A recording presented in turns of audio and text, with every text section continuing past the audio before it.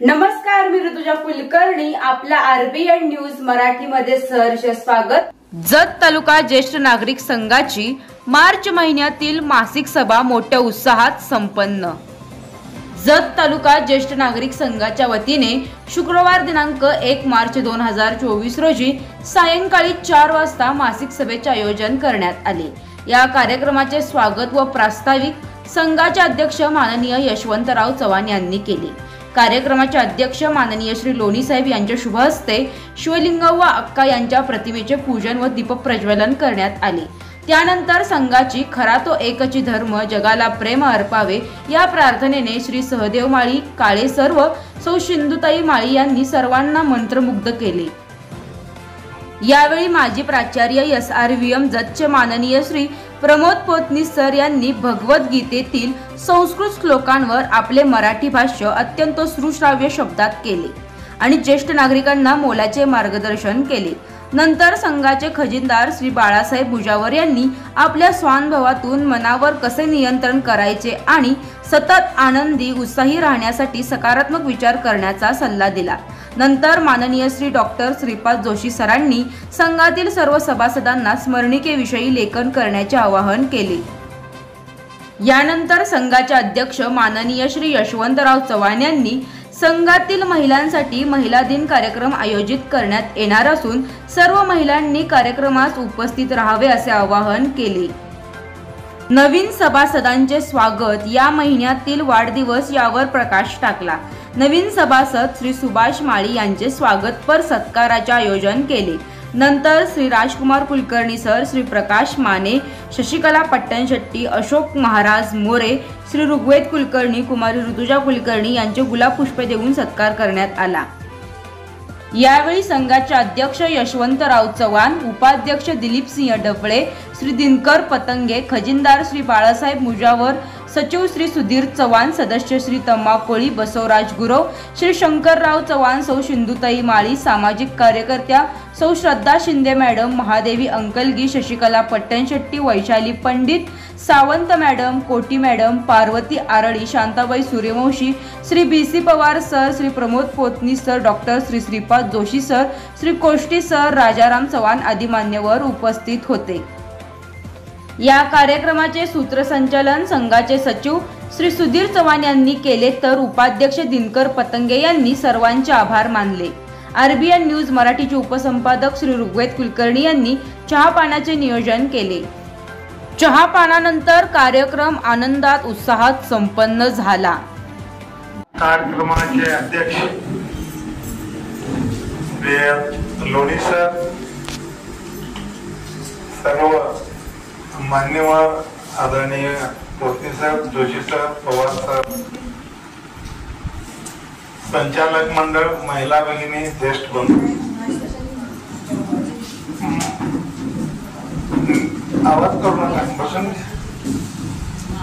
नेहमीप्रमाणे आपल्या कार्यक्रमात सुरुवात झालेली आहे. प्रत्येकप्रमाणे प्रास्ताविका करण्याचं काम माझ्याकडे आहे. बंधूंनो, जसं आपण या बिल्डिंग मध्ये आलेलो आहोत तसं आपल्या काही ना काही 2 दिवस आड रोज 15 दिवसातून आठवड्यातून नेहमी कार्यक्रम चालू असतात. मला अभिमानानं सांगावंसं वाटतंय, खाजगी रुग्णालयामध्ये, सरकारी रुग्णालयामध्ये आपण सर्वांचे आरोग्य तपासणी नेहमी करून घ्यायला लागलोय. सध्या स्पर्धा परवा आम्ही चालण्याचा स्पर्धा घेतली. मला अभिमानानं सांगावंसं, नमूद करावंसं वाटतंय, जवळजवळ 101 लोक त्या ठिकाणी आपला हजेरी लावली आणि त्या स्पर्धेमध्ये जवळजवळ 51 स्पर्धक महिला आणि ज्येष्ठ बंधूंनी सहभाग घेतला. जवळजवळ 16 स्पर्धकांनी, महिला 8 आणि पुरुष ज्येष्ठ 8 असे 16 जणांनी विजेता पुरस्कार मिळवलेला आहे. सांगायचं वैशिष्ट्य, आम्ही 60 ते 75 ही या लोकांसाठी स्पर्धा आयोजित केली होती, परंतु त्या ठिकाणी एक 82-83 वर्ष पूर्ण झालेले अमृतवाडीचे एक ज्येष्ठ नागरिक त्यामध्ये सहभाग नोंदवला, ही एक अभिमानाची गोष्ट झाली आणि त्यांना आम्ही प्रोत्साहन बक्षिसी देण्यात आलेला आहे. तर सांगायचं तात्पर्य, या ठिकाणी आमचे प्रकाश माने आहेत, या ठिकाणी प्रथम विजेता शशिकला पटंजेटी मॅडम आहेत, बरेच यामध्ये वैद्य सर होते, परत बसवराज गुरव भाग घेतलेले होते, बरेच मंडळी यामध्ये सहभाग घेऊन पुरस्कार विजेता झालेले आहेत. तसेच आम्ही 8 मार्चला महिला दिनानिमित्त आदर्श सून पुरस्कारही आम्ही जाहीर केलेला आहे. 5 आदर्श सून आणि 1 आदर्श मुलगा हे देखील आम्ही पुरस्कार 8 मार्चला जाहीर केलेला आहे. आणि ज्यांच्या घरात आदर्श सून आहे, आदर्श मुलगा आहे, त्यांनी आम्हाला 5 मार्च पर्यंत आमच्याकडे प्रस्ताव देण्याचा आहे, नाव द्यायचं आहे, त्यांचा संपूर्ण हिस्ट्री द्यायचा आहे, माहिती बायोडेटा द्यायचा आहे. तर आज हे झालं विशेष आमचं. प्रकाश माने तुम्ही जरा उभा राहा. या संघटनेतर्फे मी तुमचा हार्दिक त्यांनी दुसरा क्रमांक मिळवला. माननीय शशिकला पटंजेटी मॅडम या प्रथम क्रमांक महिलांमध्ये आमदार साहेबांनी ठेवलेलं प्रथम बक्षीस महिलांनी प्राप्त केलं, त्याबद्दल संघाच्या वतीनं धन्यवाद. तर 8 मार्चचा कार्यक्रम सांगितलेला आहे. या महिन्यामध्ये नवीन सभासद 4 झालेले आहेत, 4 नवीन सभासद झालेले आहेत. मला एक विनंती करायचं आहे की सभासदची संख्या वाढवावी. विशेषतः मी माने साहेबांना विनंती करतो की विद्यानगर कॉलनीमधले, ह्या आपल्या कॉलनीमधले जे 60 वर्षे ओलांडलेले आहेत अशा ज्येष्ठांना यामध्ये सहभाग करून सभासद करावं असे आम्ही एक नम्र आवाहन करतो. हे झालं. डॉक्टर हळदींच्या मध्ये 15 दिवस गेले, 1 दिवस आड सर्व बऱ्याच महिला आणि पुरुषांनी आरोग्य सुविधाचा लाभ घेतला. तसेच सरकारी आरोग्य विभागामध्ये लाभ घेतला, त्यांचा ब्लड टेस्टिंग करून घेतले. आता परवाच आरोग्य अधिकाऱ्यांनी सांगितलेलं आहे की एक मोठा हार्टवर अगर ऑर्थोपेडिकवर सांगलीचे तज्ञ आणि डॉक्टरना आम्ही पाचारण करणार आहे आणि त्यासाठी या आरोग्य शिबिराचं आयोजन या 15 करायचं असं ठरवलेलं आहे. तर मी ज्या वेळेला किती तारीख आहे ते आम्ही सांगतो, त्यावेळेला सर्वांनी आपल्या आरोग्य तपासणीचा ECG, इको या टेस्ट साठी आम्ही डिमांड केलेला आहे. केवळ ECG करून चालणार नाही, तर इको टेस्ट पण आम्हाला त्यात करून द्यावी, अशासाठी तुम्ही आयोजन करा, त्यांनी मान्य केलेलं आहे. आणि जर समजा हार्टवर आपल्याला तारीख दिल्यानंतर मी लगेच सर्वांना फोनवर, बोर्डावर असं सर्व संचालक मंडळांच्या मार्फत आम्ही तुमच्यापर्यंत पोहोचू. ठीक आहे. तर या संघटनेमध्ये काम करताना आम्हाला उत्साह वाटतो. जसा उत्साह वाटतो तसा आम्हाला थोडस आपल्याला देखील या गोष्टीचे ज्ञान असायला पाहिजे की ही नवीन बिल्डिंग झालेली आहे. नवीन घर नवीन बांधल्यानंतर नवीन सर्व कल्पना येतात. काही फर्निचर येतात, काही वस्तू येतात, काही कपाट येतात, काही खुर्च्या येतात. अशा बऱ्याच काही गोष्टीचा संसार आपल्याला ताटत असताना आम्हाला सध्या या ठिकाणी एक जिन्याची आवश्यकता आहे. लोकांना जागा अपुरी पडण्यासारखं आता आम्हाला वाटू लागलेलं आहे. आणि याच्या आसऱ्याचा थोडासा आम्ही विचार करावा असं बरंच सुधीरदादा जोशी सर, बरेच आपले संचालक मंडळ आम्ही यामध्ये विचार विनिमय करत आहोत आणि याच्यावर काहीतरी मार्ग काढायचा असंही काहीतरी आपण सर्वांनी ठरवलं पाहिजे. मुख्य म्हणजे मला एक असं सांगायचं आता आपल्या जे काही संचालक मंडळ आहेत सांगतीलही, परंतु जे आपल्याला सभासद होऊन गेलेले आहेत परंतु अद्याप ऋणीच भरलेले नाहीत असे काही सभासद आहेत.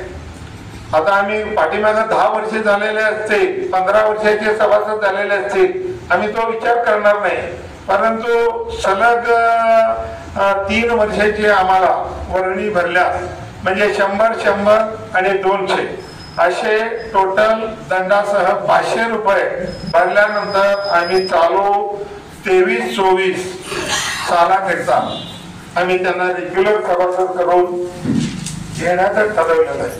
माझी त्याची विनंती आहे की आपण जर अर्थसहाय्य केला तर इथं खर्च आहे, इथला खर्च आहे, लाईटचा खर्च आहे, पाण्याचा खर्च आहे, ऑडिट आहे, दर महिन्याचा खर्च आहे, बराच हा खर्चाचा पण बोजा या ठिकाणी आपल्याला कुठलाही सरकारी अनुदान नाही आहे. आपल्याला कुठं सगळे आपले श्री संत शिवलिंग बाबा यांच्या चरणी नतमस्तक होतो आणि ज्याने ज्याने चालण्याच्या स्पर्धेमध्ये श्रेयश मिळवलंय त्याचं अंतःकरणपूर्वक अभिनंदन करतो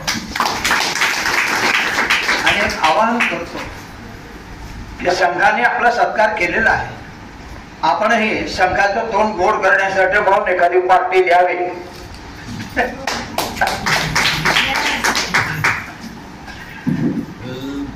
माझ्या समोर 2 प्रश्न आहेत.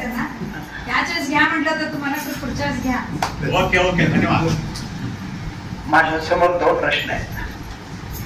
खरं म्हणजे जागतिक मराठी राजभाषा दिवस आपण नुकताच साजरा केला.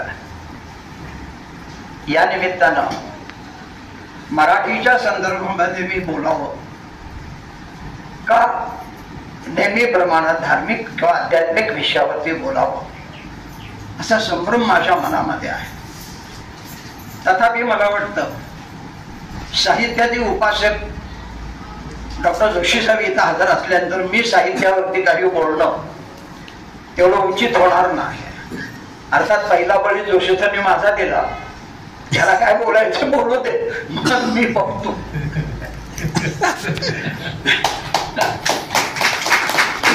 तर साहित्यावरती जोशी सर बोलतील. आपल्या सर्वांना माहित आहे साहित्य कसं असावं. कवित्वाच्या संदर्भामध्ये वाचे बर्वे कवित्व, कवित्वी रसिकत्व, रसिकत्वी परतत्व स्पर्शु जैसा.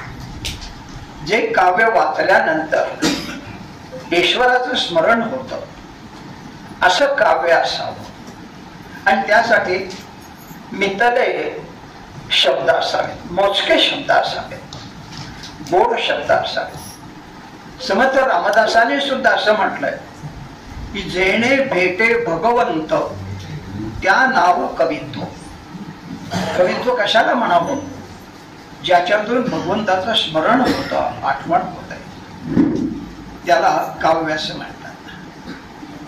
आज आध्यात्मिक विषयावरती बोलताना मी थोडा गीतेचा संदर्भ घ्यावा म्हणतो. गीतेतला जो पहिला श्लोक आहे तो आहे धृतराष्ट्राच्या तोंडचा. धृतराष्ट्र संजयाला विचारतो, धर्मक्षेत्रे कुरुक्षेत्रे समवेता युयुत्सवाः मामकाः पांडवाश्चैव किम कुर्वत संजय. धृतराष्ट्राच्या मनामध्ये सारखी धास्ती आहे की युद्ध लवकरात लवकर सुरू व्हावं, कौरवांचा विजय व्हावा आणि पांडवांचा पराभव व्हावा. मग युद्ध सुरू झालं की नाही याची सारखी टोचणी त्याच्या मनाला आहे. आणि म्हणून तो प्रश्न विचारतो की धर्मक्षेत्रे कुरुक्षेत्रे समवेता युयुत्सवाः मामकाः पांडवाश्चैव किम कुर्वत. नेमकं काय करतायत. अर्थात हा धृतराष्ट्राचा प्रश्न व्यासाने मुद्दा म्हणून गीतेच्या सुरुवातीला विचारला. याचं कारण असं मला वाटतं, माझ्या चिंतनाचा भाग असा आहे की खरं म्हणजे धर्मक्षेत्रे कुरुक्षेत्रे समवेता युयुत्सवाः मामकाः पांडवाश्चैव किम कुर्वत. संजय, भगवंताने आपल्याला जे क्षेत्र दिले, क्षेत्र म्हणजे शरीर, देह. गीतेच्या 13व्या अध्यायामध्ये क्षेत्रज्ञ योग आहे, तुम्हाला माहित आहे. क्षेत्र म्हणजे देह. देह कशासाठी दिलाय? धर्म करण्यासाठी दिलाय. धर्म करण्यासाठी याचा अर्थ आपण प्रार्थना म्हटली ना, खरा तो एकची धर्म जगाला प्रेम अर्पावे. प्रेम, अहिंसा आणि लोकोद्धार या तिन्हीसाठी म्हणून आपलं जीवन खर्ची पडावं अशी खरं तर व्यासांची अपेक्षा आहे. धर्मक्षेत्रे कुरुक्षेत्रे, कुरुक्षेत्र म्हणजे कर्म करण्यासाठी दिलेलं एक क्षेत्र. काय कर्म करायचंय आपल्याला? धर्माचं काम करायचंय, माणुसकीचं काम करायचंय. प्रत्येकाच्या डोळ्यातला प्रत्येक अश्रू पुसण्यासाठी म्हणून आपल्याला या क्षेत्राचा उपयोग करायचा आहे. पण करतोय काय आपण? धर्मक्षेत्रे कुरुक्षेत्रे समवेता युयुत्सव. युद्धाच्या इच्छेने सगळे जमलेले आहे. त्यात शत्रू पण आहे. कोण? काम, क्रोध, लोभ, मद, मोह, मत्सर हे षड्रिपूच म्हटलंय त्याला. पण त्याचबरोबर अहिंसा आहे, प्रेम आहे, त्याचबरोबर लोकोद्धाराची भावना आहे. ती आपल्याला या मानवी जीवनामध्येच करता येते. आणि खरं म्हणजे आपला जन्म त्याचसाठी आहे. बघा, आनंदी जन्म जी घेते, आनंदी लीन जी होते, ती विद्या मिळवू इथे, असं स्वामी स्वरूपानंद म्हणतात. आपल्याला आपलं मूळ स्वरूप आनंदाचं आहे. लक्षात घ्या, आपण आनंदासाठी जन्माला आलो, हे आपलं मूळ स्वरूप आहे. पण व्यवहारिक जगामध्ये मिसळून मात्र आपण ते मूळ स्वरूप विसरून गेलो आणि स्वार्थाचार, दंभाचार, दुष्टाचार आणि एकमेकांना कमी लेखणं, स्पर्धा करणं, याचं जास्तीत जास्त नुकसान कसं होईल हे बघणं, यासाठी आपण वापरायला लागलो. माणसाची प्रवृत्ती कुठपर्यंत जाते बघा. माणसं माझं भलं झालं नाही तरी चालेल, पण याचं होता कामा नाही. काय म्हणायचं मला सांगा. खरं म्हणजे प्रवृत्ती कशी पाहिजे? त्याचंही भलं व्हावं आणि माझंही भलं व्हावं, हो की नाही. सर्वेपि सुखिनः सन्तु, हे वेदांनी सांगितलं. सर्वेपि सुखिनः सन्तु, सर्वे सन्तु निरामया, सर्वे भद्राणि पश्यन्तु मा कश्चित् दुःखमाप्नुयात्, हे वेदांनी सांगितलं. पण आम्ही मात्र काय केलं? सर्वेपि रुटिनः जन्तु, सर्वे जन्तु निराशया, सर्वे छिद्राणि पश्यन्तु मा कश्चित् सुखमाप्नुयात्. कुणालाही सुख मिळू नये, प्रत्येकाने प्रत्येकाचे दोष बघावे, होय की नाही. यासाठी आम्ही त्याचा उपयोग करायला लागलो. म्हणून व्यास महर्षी म्हणतात, धर्मक्षेत्रे कुरुक्षेत्रे समवेता युयुत्सवः मामकाः. मामकाः म्हणजे माझे. माझे म्हणजे कोण? धृतराष्ट्राच्या दृष्टीनं कौरव. हे काम, क्रोध, लोभ, मद, मोह, मत यांच्याशी आपला झगडा चालू आहे ना. आणि पांडवाः म्हणजे कोण? आपल्या मनातली प्रेम, अहिंसा ह्याची जी भावना आहे. हे नेमकं काय करतायत? खरं तर नरेची केला हीन किती नर, अशी अवस्था आहे. आपण बघतो, आपण माणसांचं जितकं जितकं म्हणून नुकसान होईल ते केवळ माणसानेच केलं. सुदैवानं स्त्री जात या जगामध्ये जन्माला आली आहे म्हणून कुठेतरी जिव्हाळ आहे, प्रेम आहे, वात्सल्य आहे, बरोबर आहे, आपलेपणा आहे. जर जगामध्ये स्त्री नसती तर ही मार्दवता कुठली असते, कुठनं आली असते मला सांगा. पुरुष मुळातच कठोर असतो, पण त्याला मार्दवतेचं पांघरून घालण्याचं काम ही करत असतो. दुर्दैवानं हे झालं नाही. आणि म्हणून संजयाला सांगायची पाळी आली की बाबा रे, विजय कौरवांचा होणार नाही. कारण सगळी गीता भगवंताने सांगितली तरी सुद्धा धृतराष्ट्राचा प्रश्न आहे. खरं तर गीता सांगून झाल्यानंतर अर्जुनानं म्हटलं करिष्ये वचनम तव, तू सांगशील ते मी करेन आता, म्हणजे मी आता युद्ध करायला तयार आहे, माझा भ्रम दूर झालाय. पण यानंतर भगवंताने अर्जुनाला कडकडून मिठी मारली. या मिठी मारण्याचा उद्देश काय माहितीये का? हे हृदयीचे ते हृदयी घातले आणि द्वैत न मोडता केले आपण आयसे.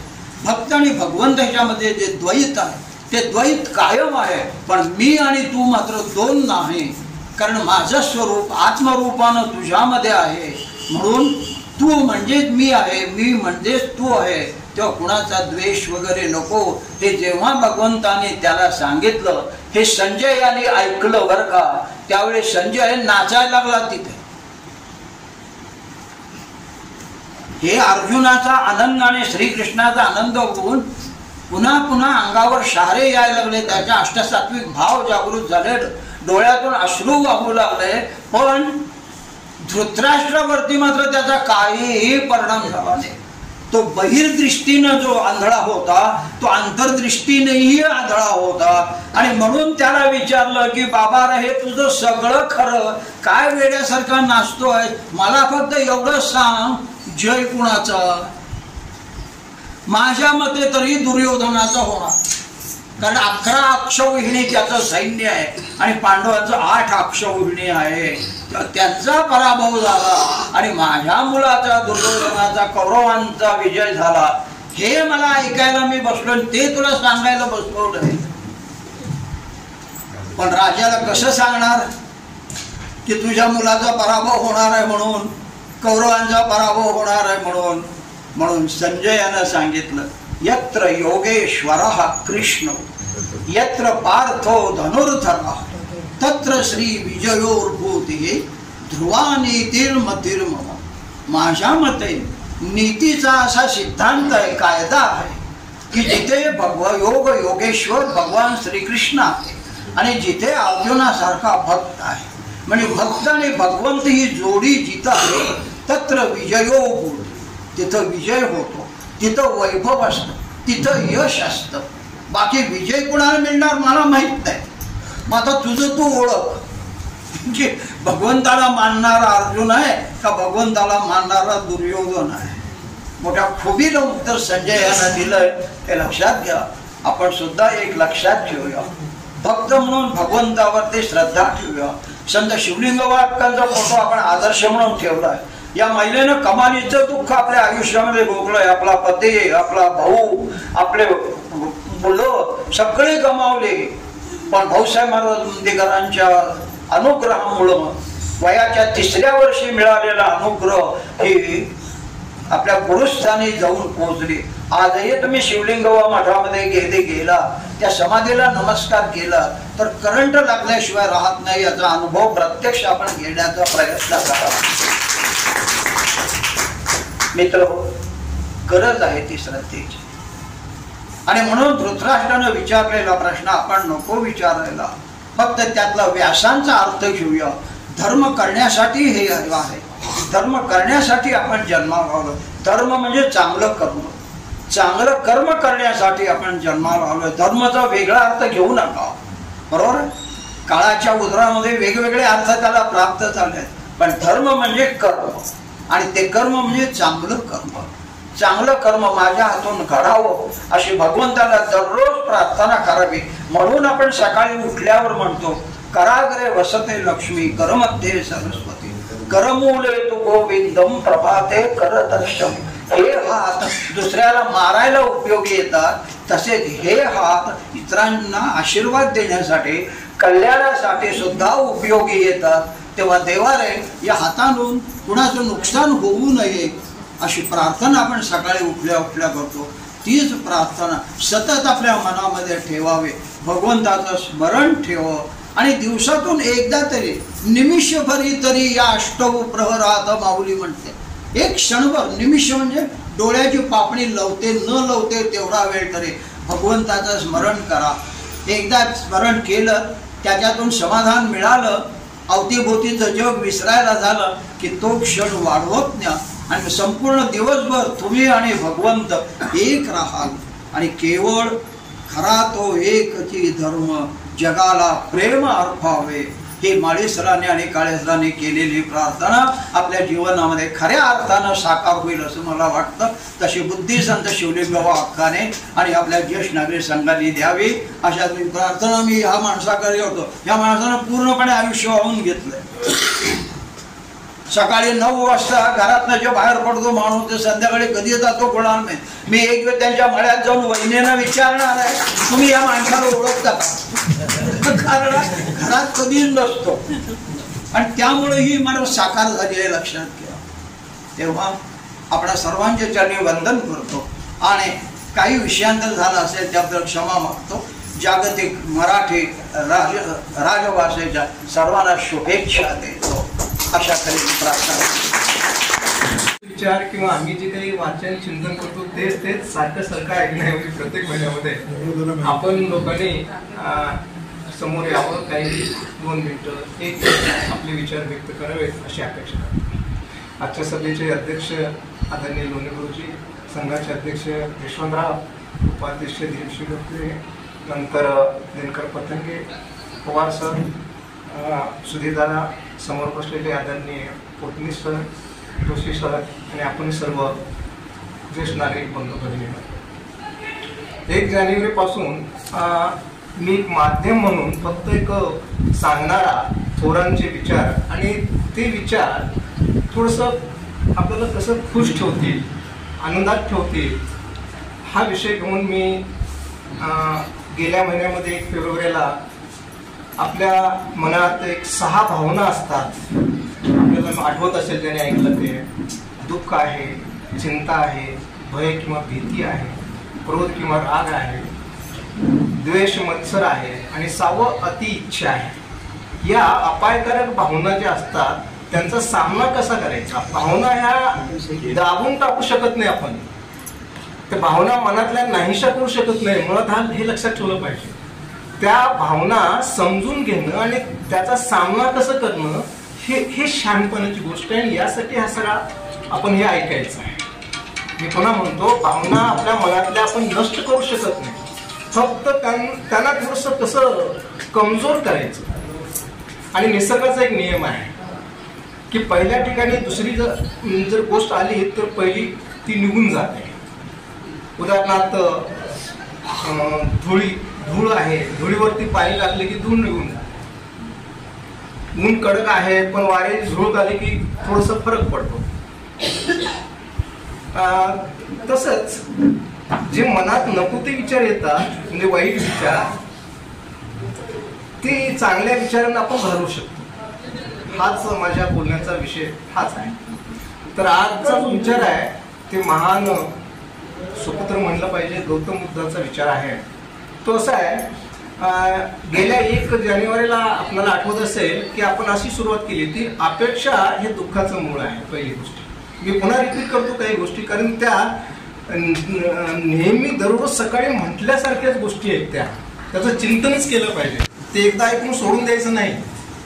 आज सकाळी उठल्याबरोबर मी अपेक्षा आज कमी करणार हे ठरवलं काय चांगला दिवस जाणारच. तर 1 जानेवारी आपण अपेक्षा हे दुःखाचं मूळ आहे. आणि मी एक दुसरा शब्द जोडला होता, तुलना. पण आपली दुसऱ्याशी तुलना करायची नाही. ह्या 2 गोष्टी सांगितल्या होत्या गेल्या सभेमध्ये. मी आता सांगितलं 6 ते. आजचा गौतम बुद्धाचा हा विचार आहे. थोडक्यात मी त्याचं शॉर्टकट केलंय, लहान केलंय. आनंदाचं जे मूळ आहे ते कशात आहे ते म्हणतात, शांतपणा जो आहे मनाचा त्यामध्येच आनंदाचं मूळ आहे. मन शांत ठेवता आलं पाहिजे पहिली गोष्ट. आता मनाविषयी थोडं बोलूया आपण. मनाला माकडाची उपमा दिली जाते. ते अतिशय चंचल आहे. जसं माकड एका झाडावरून त्या झाडावर, या झाडावरून त्या झाडावर जातं, पळत राहतं, तसं मनाचं असतं. आणि मनाला कधी रिकामं राहणं आवडतच नाही. असं सायंटिस्ट शास्त्रज्ञ म्हणतात 24 तासामध्ये 60 ते 65 हजार विचार आपल्या डोक्यात. अर्थात मन हा मला जी समज आहे ती तो कुठे नाही. मन हा आपल्या मेंदूचाच भाग आहे, म्हणजे डोक्याचाच भाग आहे. सगळं डोक्यात जे चालतं तेच सगळं.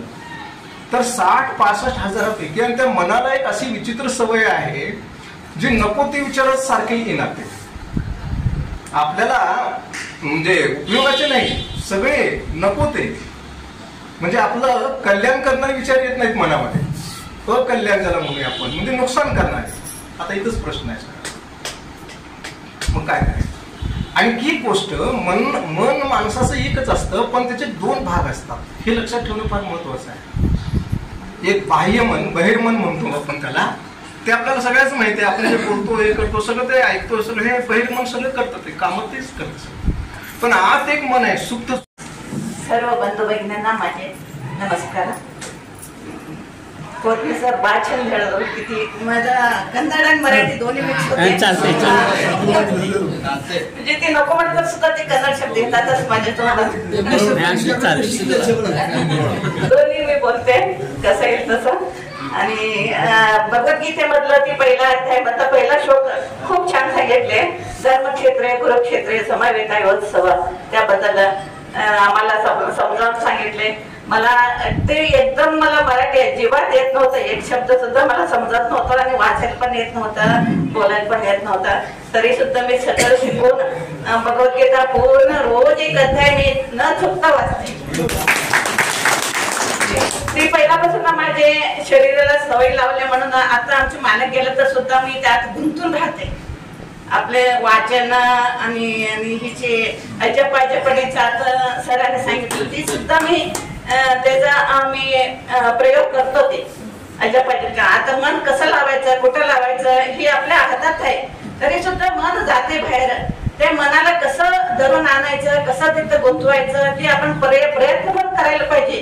प्रयत्न शेवटी परमेश्वर आहेच. आपला प्रयत्न माणसाकडून व्हायला पाहिजे. आणि हे ज्येष्ठ नागरिक ह्या इमारतीच्या शांतीच्या वेळेला मी आले होते, वास्तुशांतीच्या वेळेला मी आले होते. तेव्हापासून सगळ्यांना बघून मला खूप छान वाटते. सगळ्यांना भेटले होतं. मला 2 तास वेळ कसं जाते मला समजत नाही. प्रत्येक 1 तारीखला मी यायचा प्रयत्न करते. आणि मी म्हटले की माझ्या मुलाला सांगितलं की मी लगेच तो येऊन सोडून जातो. कसल्याही कामात असलं तर सुद्धा मला सोडून जाते. मी कुठं जाते म्हणते तिथं तो सोडून जातोय. गीता आश्रम मध्ये, इथं ज्येष्ठ नागरिक मध्ये, शिवाभाऊ मंडप मध्ये मी अध्यात्मिक जास्त करते. ते प्रत्येकाला तर सोडून जायचं आणि घरी सोडायचं, तेवढं काम तो करतोय. मुलगा सून म्हणून मी प्रत्येक ह्याच्यात जाऊ शकते. एवढं लांब चालू शकत नाही, एवढं येऊ शकत नाही. तर मुलाचे सुनेच्या हिच्यामुळे मी इथे येते. आणि आमचे मालक सुद्धा मला सोडत होते. गीताश्रममध्ये मी ज्ञानेश्वरी पारायणाला बसत होते. तेव्हा घरातलं सगळं आवरून मी जे जाणारी, तेव्हा आमचे मालक सोडून यायचे आणि घेऊन यायचे. ते पहिल्यापासून मला सवय त्यांनी केले. ते माझी इच्छा जी त्यांनी ही केले, ते पूर्ण केले. ते मी एवढे 2 शब्द बोलून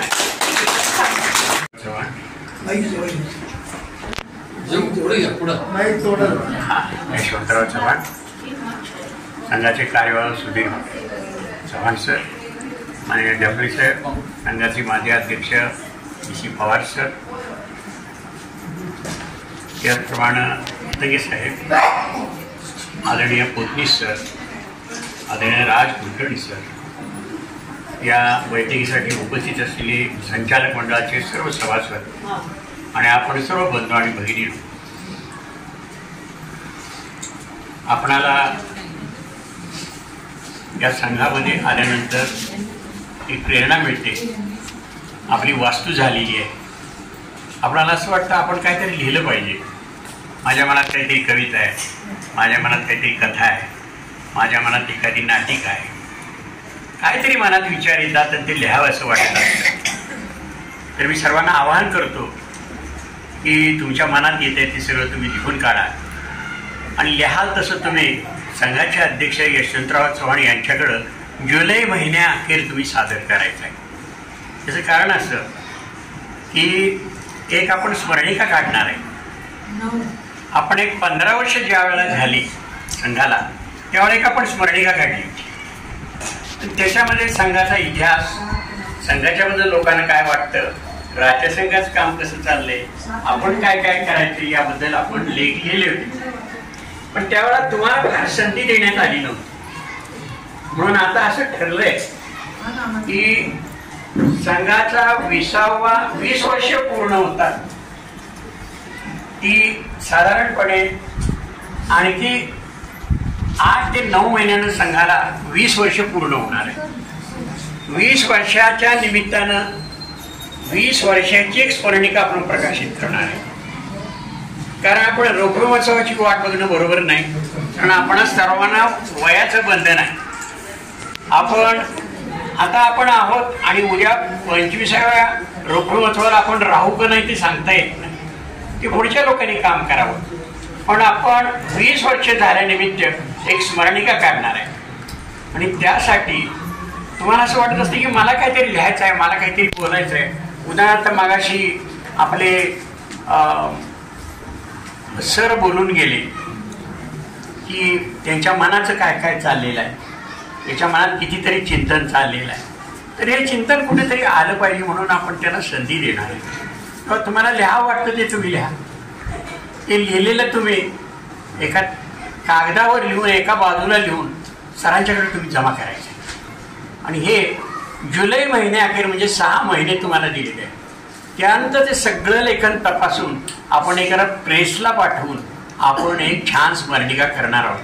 त्या स्मरणिकेमध्ये या वास्तूचे फोटो, आपल्या कार्यक्रमाचे फोटो, उपक्रमांचे फोटो आणि आपल्या संघाचं कार्य याची एक छानशी स्मरणिका काढणार आहे. आणि स्मरणिका आपल्या प्रत्येकाच्या घरात जाईल अशी आपण व्यवस्था करणार आहे. आणि म्हणून सर्वांना आवाहन आहे की तुम्ही आपलं मनोगत, आपल्या भावना, आपली कविता, आपला निबंध, आपला लेख, आपल्याला काय वाटतं ते थोडंसं लिहून आमच्याकडे जमा करा. त्याला आम्ही चांगलं रूप देतो आणि ते छापायची व्यवस्था करून एक छानशी स्मरणिका आपण करणार आहोत.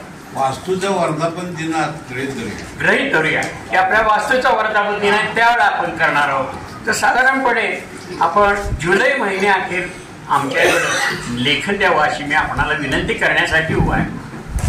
15व्या वर्षी एक स्मरणिका केली ती आपल्या संघामध्ये पाहण्यासाठी आहे. ती पुढच्या मीटिंगपासून इथं ठेवण्यात येईल. ती कशी आहे पहा आणि मग आपणाला ते लिहायचं कसं ते कळेल. साधारणपणे आपला लेख 2 ते 3 पानाच्या पेक्षा जास्त नसावा, चांगल्या अक्षरात असावा. आणि ते लिहून झाल्या तुम्ही संघाचे अध्यक्ष यशवंत चव्हाण यांच्याकडे जमा करा. सगळ्यांना समजलंय. आणि आज जे गैरहजर आहे त्यांना पण सांगा, तुला काय लिहायचं असेल तर लिही. आपल्या लेखांना प्रसिद्धी मिळणार आहे. काय झाले, आपल्या लेखांना प्रसिद्धी मिळत नाही कारण आपणाला बाहेर कुठं पाठवता येत नाही. आपलं वय झालेलं आहे आणि आपणाला पाठवायला जमत पण नाही. की पोस्टात जावा, ते पाठवून द्या, त्याची वाट बघा, संपादकांना पत्र लिहा, हे जमत नाही. पण आम्ही सगळं तुमचं करणार आहे ना, हे आमच्याकडं. आम्ही तुमच्या सगळ्या लेखनाला चांगलं रूप देऊन आम्ही प्रकाशित करू. सगळ्यांना समजले. जुलै अखेर आपलं लेखन द्यायचं.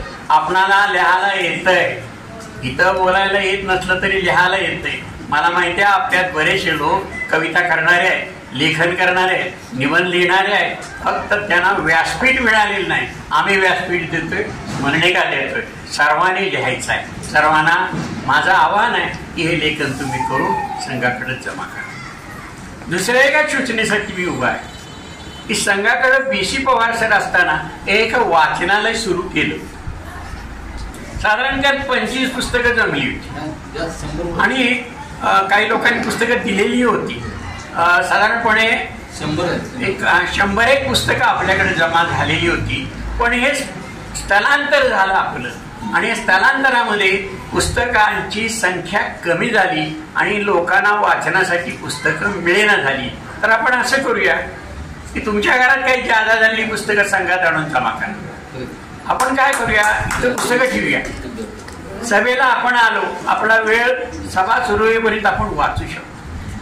तुम्हाला घरी न्यावं वाटलं, नोंद करा, घेऊन जावा. पुढच्या महिन्यात ते घेऊन या, 8 दिवसांनी न्या, 10 दिवसांनी घेऊन या. पुस्तकं बदला, आपण घेऊन जा. दररोज सुद्धा आपणाला आता हे 12 ते 3 आपल्या संघाचं कार्यालय दररोज उघडं आहे. तुम्हाला असं वाटलं की आज पुस्तक नेलं आणि 2 दिवसानं जमा करावं, अवश्य या, जमा करा, बदलून घ्या. माझी अशी खात्री आहे की आपण आपल्या जवळची पुस्तकं तर इथं जमा करा, पण आपल्या मित्रांना पण आपली पुस्तकं जमा करायला सांगा. मी ते घोषणा करतो, माझी 100 पुस्तकं मी 1 एप्रिलला इथं समारंभात देणार. त्यात कथा आहेत, कविता आहेत, नाटक आहेत, कादंबरी आहेत, सगळं आहे. माझी प्रकाशित झालेली 10 पुस्तकं मी संघाला सुरुवातीला दिली आणि त्यानं वाचनालय सुरू झालेलं आहे संघाचं, हे तुम्ही लक्षात घ्या. आणि म्हणून मी आणखी 100 पुस्तकं देतो. आपलं वाचनालय सुरू होतंय. तुमच्या घरात ज्यादा झालेली पुस्तकं इथं जमा करा, मी इतरांना वाचायला भरू दे.